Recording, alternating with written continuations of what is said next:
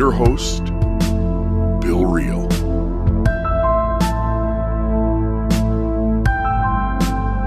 So here we are, the Almost Awakened podcast, and I wanted to have a conversation today around a couple of concepts. One of them is reality.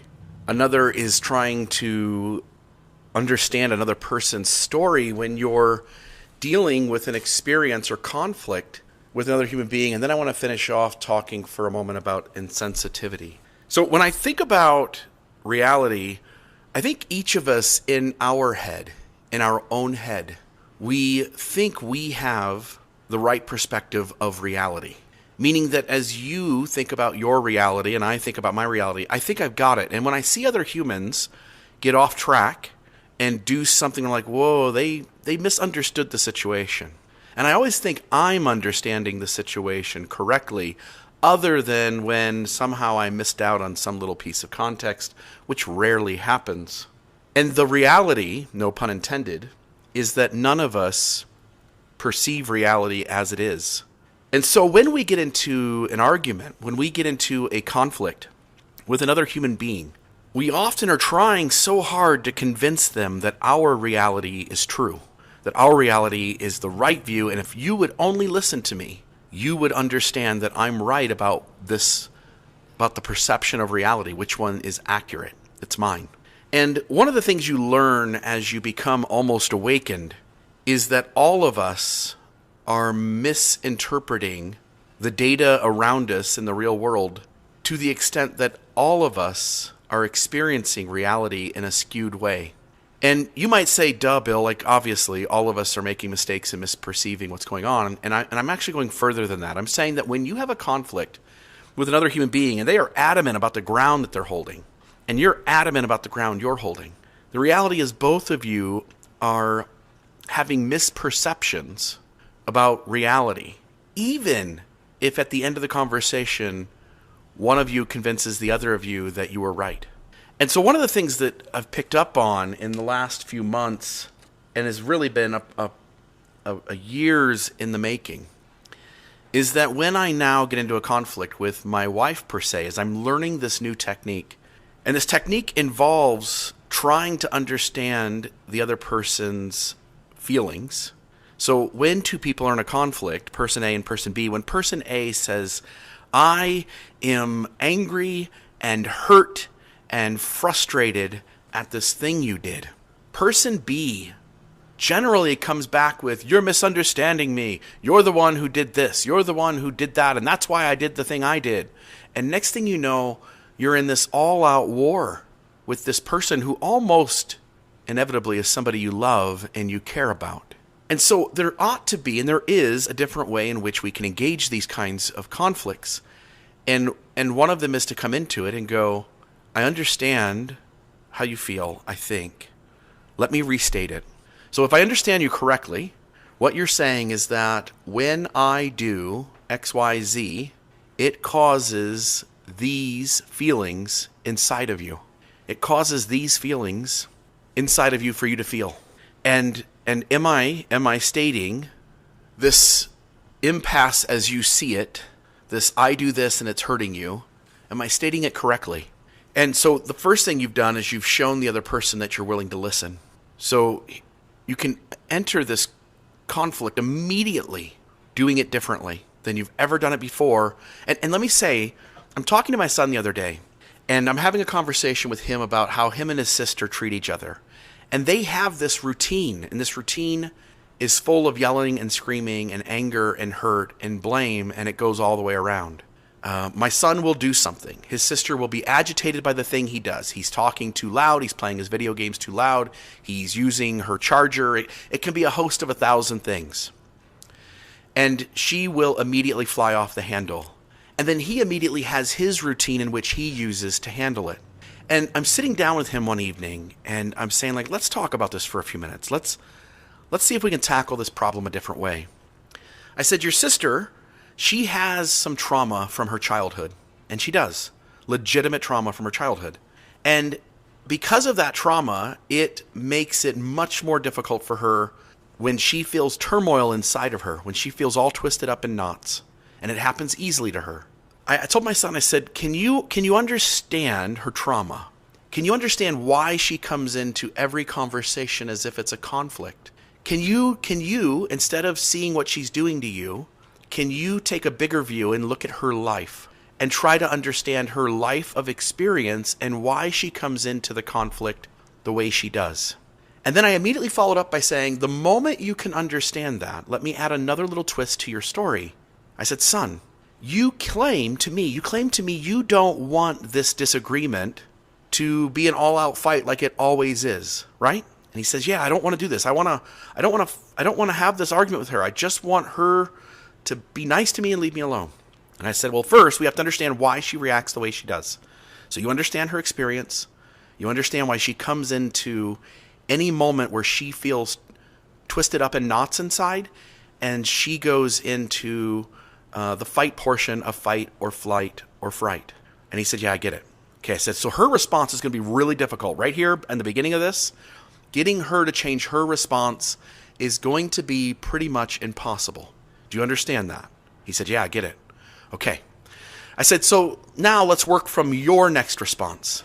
You have a routine with your sister. You have a way in which you go back and forth with her. She does this and you say that. She defends herself by saying this and you then say that. She attacks you and says this and then you do this. And the next thing you know, you're both just at complete arms with each other over this issue. I said, you don't want it to go that way, right? He goes, no. I said, well, you keep doing the same thing over and over. You keep doing it the same way. Somewhere inside you actually do want it to go this way. Do you understand that? And he says, no, Dad, I don't get it. I'm just defending myself. I'm just trying to get her to leave me alone. I said, no, son. When she feels turmoil, she reacts in a very limited way. Here's the way in which she responds to the turmoil that she feels. I say, you then respond, you then come back with these same reactions. Here they are. I'll name them. 1, 2, 3. And you keep getting the results you don't like. I said, what would happen if you did it differently? What would happen, son, if when she has all this turmoil and she responds outwardly, she is essentially screaming and yelling, saying, I need help, I feel turmoil inside, and I'm losing control. That's really what she's saying. She's trying to put her world back in order, and she doesn't know how. I said, what if you responded, hey, sister, let me see if I get this right. When I use your phone charger, you feel turmoil inside because it's your charger, it belongs to you, and you like to know that your world is safe and respected. And when I use your phone charger, it somehow places a little bit of your world into chaos, and it feels like nothing's safe, nothing is yours, and nothing is respected. I said, what if you did that, Zach? What do you think would happen? He said, I don't know. I said, well, I'm going to suggest maybe you try it, because if you try that, my hunch is that she's going to perceive that you are handling something very different than you've ever handled it before. You see, the moment you do what you've always done, she's going to return and do what she always does in return to what you always done. To get a different result, you have to do something different. My hunch is that she's going to have some degree of being stopped in her tracks. She's going to have some degree of feeling heard. She's going to have some degree of being able to get control of her world again, at least parts of it, without having to retaliate in the full way that she usually does. What would happen if you just told her, I understand why you feel the way you do, and then follow it up by saying to feel that is reasonable. It is reasonable that you felt what you did. I used your charger. Your life has involved at times people violating your space and your person. Your life at times has involved people disregarding your perspective. It has involved people disregarding your wants and needs. It has involved people disregarding you as a human being. When anyone else does anything close to that you feel those same feelings, it seems reasonable that you would immediately jump into mechanisms that protect yourself. Then, son, what if you followed it up with empathy? Not empathy for her behavior, empathy for how she got there. Zach, try to see her whole life. Try to see her from birth till now. We are all a product of our life, our experience, our DNA, the trauma our parents passed on to us, the trauma their parents passed on to them, the trauma their parents passed on to them. We don't come to any of these experiences in a vacuum. What if, son, you, through your words and your body language, showed empathy for how we got to here? What if you, son, said something like, sister, I can see why you react the way you do when something that belongs to you or your very person feels threatened. And I didn't think about that when I used your charger, but I can see how using your charger would have been connected to 100 other things, and it would have caused you to feel threatened and to feel a need to respond to gain control back of your world. I'm really sorry that I caused that. I'm wondering if there's any way that we can work out a way that I can use your charger when I need it without causing those kinds of feelings in you, period. I said, what if you did that, Zach? What if you made a reasonable request after showing empathy for why she responded the way she did? I think when we understand a person's totality, we can begin to see how they got to where they did and why they respond the way they do. You see, the moment you realize that your understanding of a situation also isn't reality, you can pause for a moment and try to understand the reality of the other person and the blind spots in your view of reality. You see, you can never understand the experiences of another human being. They came to this response. They responded the way they did because all of their life up until that moment brought them to that.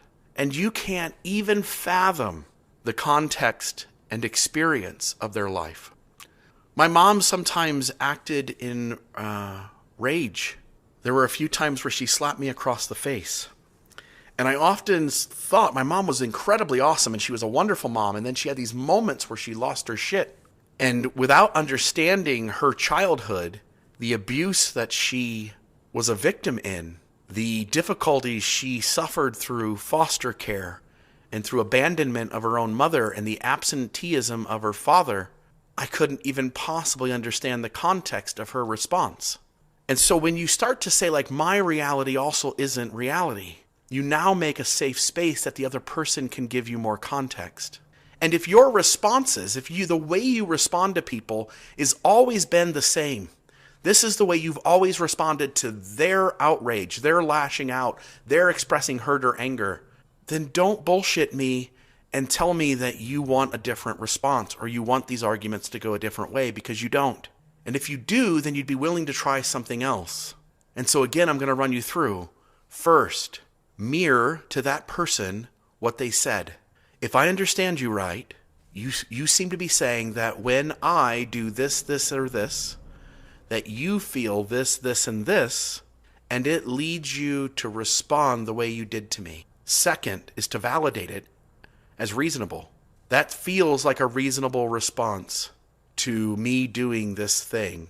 That seems reasonable. Third is to come in and show empathy for the context of their life, which has given them the reality they have, which has led to them responding to you in a certain way. I can understand if I take a moment to try to understand you and your experience and your history. I can see why you responded to me the way you did.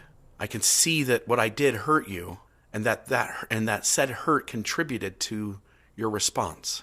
I'm really sorry that you felt that, and that you felt that the response you gave was your option in order to get control back of this situation. I can see why that would happen. You've never had a conversation about the right or wrong of it, and you may have to use subtler or softer words depending on who you're talking to. You'll be able to be a little more direct, again, not attributing right or wrong, but you'll be able to be a lot more direct as you and your partner begin using this exercise with some regularity. What it does is it takes the fear-based response, fight, flight, or freeze. And I want to talk for a moment about that. Just a moment. Picture us humans 200,000 years ago. Let's go further back. 500,000 years ago. Let's go further back. 300, 500, a million years ago. Whatever we were, let's go to a point when we don't have language. Hence we don't have gossip. Hence we don't have shame. All of us in our tribe of others like our kind, as we sit around, and when we're not hunting or doing something connected to survival or preparation for survival, when we're just laying around and enjoying each other and ourselves, whatever that looks like, whatever our bodies looking different, our beliefs about whatever being different, our way about getting to something or accomplishing something being different, and yet there's no shame. The only time we would feel fear is when the world threatened us. We're sitting in a tree and we're grooming each other and we're enjoying as a species, whatever we are, the differences in each other. And as we're grooming each other and appreciating the differences in each other and caring for each other, a threat comes along. There's a noise in the trees. There's a noise in the grass. There's a growl close by. Suddenly, the other species of our kind start making noises to alert us of the threat that is just around the corner. Fast forward. Think about the feelings of shame. Think about the feelings of criticism. What do they feel like? Do they get your heart racing? Do they get you having your blood rush faster? Do they get your skin to blush? Does everything get warm all of a sudden? You see, these are fear-based responses. And we humans now, today, once we created language, once we created myth and labels, once we had the ability to lift one of our kind up because of something they did better, it also dictated that we now had the ability to diminish another because of something that is seen as less than about them. And we now have the language and the binding mechanism of gossip and myth to be able to tell others they don't fit in, that their body isn't the right shape, that their behavior is unhealthy or inappropriate. We now have the ability to criticize and to gossip and to talk about and to diminish others. And as we do that, we cause the same feeling, fear. Shame, criticism, is felt as fear. It's the same feeling that our ancient ancestors felt on the plains of the safari or in the trees of the jungle.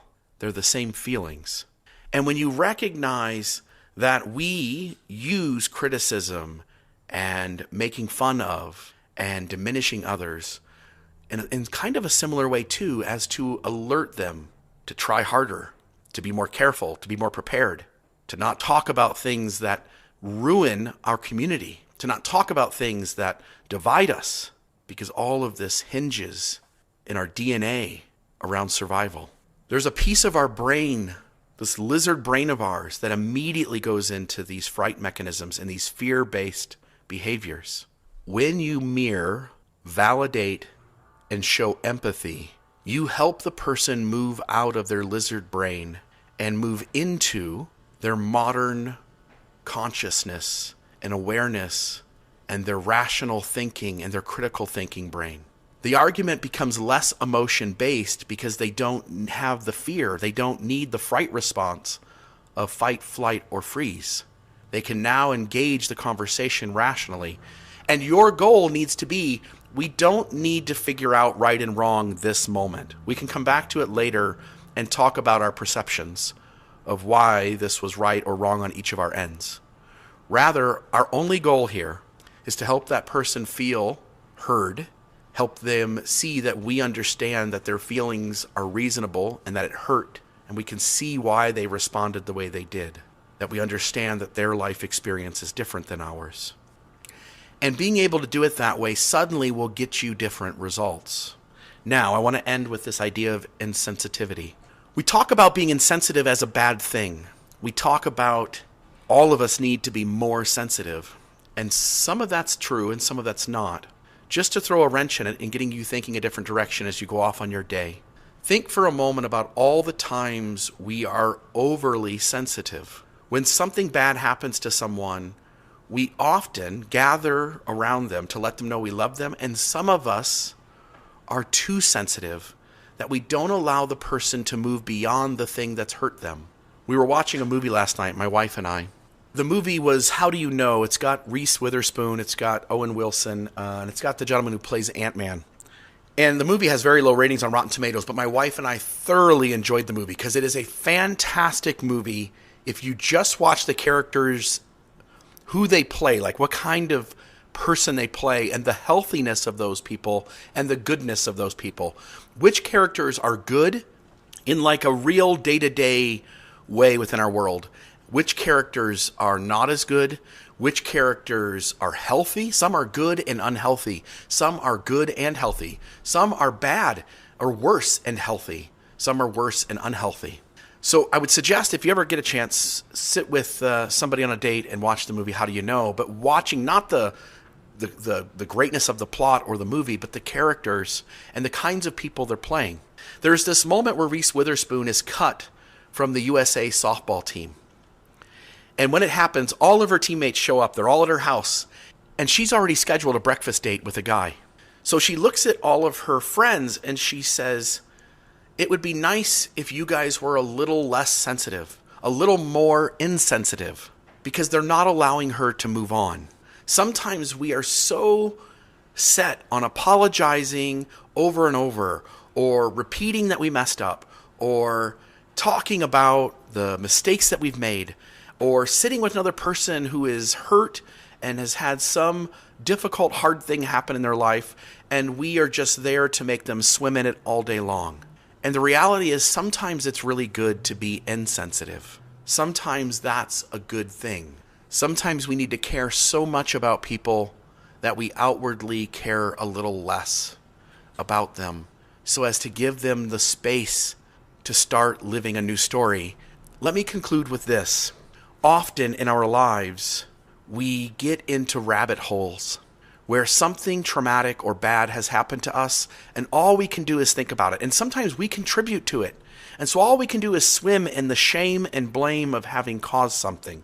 And the reality is the moment we start being present again, like when you're in a conversation at a dinner table, and I was in one of these conversations Saturday night, and I'm trying to make jokes and I'm being funny, and suddenly I get to this place where my humor just isn't as funny. And I say something and it's stupid, and so now I'm trying to walk myself out of saying that stupid thing, and now I'm lost in the narrative of having to keep talking about this thing so as to try and fix it and get rid of it. And the reality is the moment I just shut my mouth, another person at the table naturally helps me out by taking the conversation a whole nother direction. When you mess up, when you make a mistake, when you say something stupid or hurtful, say you're sorry and move on and let everybody begin to live present again. Please consider helping us keep this podcast alive by donating. You can do that by going to the website almostawakened.org. There at the top of the page, you'll see the donate button. Click that and send a few dollars our way. This takes lots of time and prep to do this podcast, but we're excited to do it. Help us keep it going. The outro music is brought to you by Dirty Heads, Sound of Change. You can email us at almostawakenedpodcast@gmail.com. You can check us out on Facebook at Almost Awakened. You can also find us on Reddit, Almost Awakened there as well. Please join in the conversations there where you can discuss this topic and others and engage other people on this side of life